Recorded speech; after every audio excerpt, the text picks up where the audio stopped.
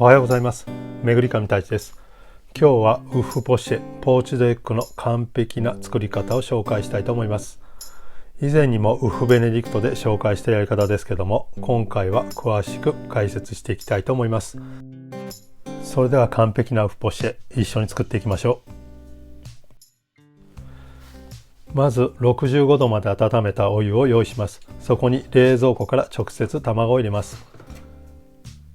この方法ですけども、少し火の入っていない温泉卵を作る要領で作ります。あとこの方法の他に63度に設定した蒸し器の中で25分間火を入れる方法もあります。そちらの方が安定して作りやすいと思います。あともちろん卵のサイズ、鍋のサイズによっても変わりますので調節してみてください。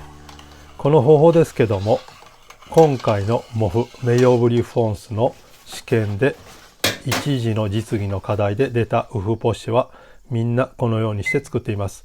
この方法を使うと完璧な形のウフポッシェが出来上がります。このまま常温で火にかけずに25分間火を入れていきます。冷蔵庫から直接入れる理由は、中の方は冷たい方が黄身にまで火が入りきらないので、冷蔵庫から直接入れて火を入れていきます。もちろんこれ蒸し器を使う時も同じで、冷蔵庫から直接入れて火を入れてください。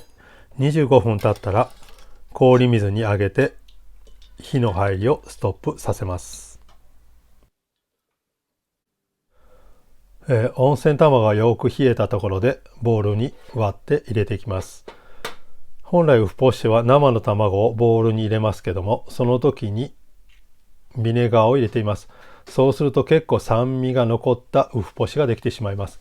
ただこのやり方だと酢を使う必要が全くありませんので、酸味のない美味しいウフポッシェができます。このように見てもらったら分かるように、真ん中の部分、綺麗な卵の形の温泉卵が出来上がっています。これがこのままウフポッシェになりますので、完璧な形のウフポッシェが出来上がります。それでは火を入れていきます。沸いてる中に先ほどの温泉卵を入れます。もちろんこの中には酢が入っていません。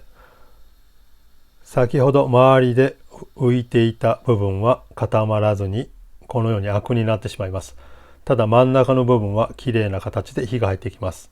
このように対流している中でゆっくりと火を入れていきます。もちろんキウイソンの好みは人それぞれなので調節してください。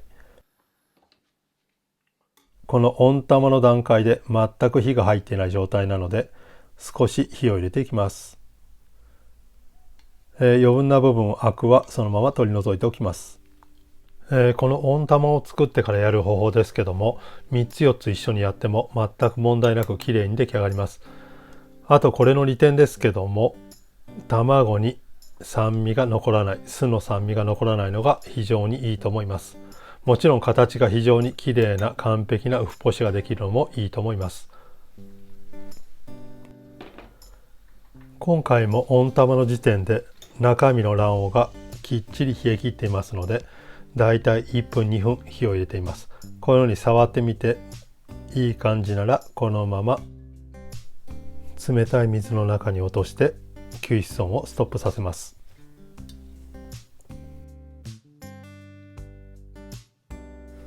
きっちり冷えた時点でこのように余分な部分をスプーンを使ってきれいに取り除きます。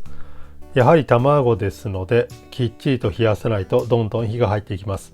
ですのできっちりと冷やしてからこの作業をします。あと提供するときは55度ぐらいの温かいお湯の中につけて温めて提供していきます。これで完璧なウフポッシェの解説は終わりたいと思います。少し手間かもしれませんけども、完璧なウフポッシェができるのでぜひ挑戦してみてください。それではお疲れ様でした。ボナペティー。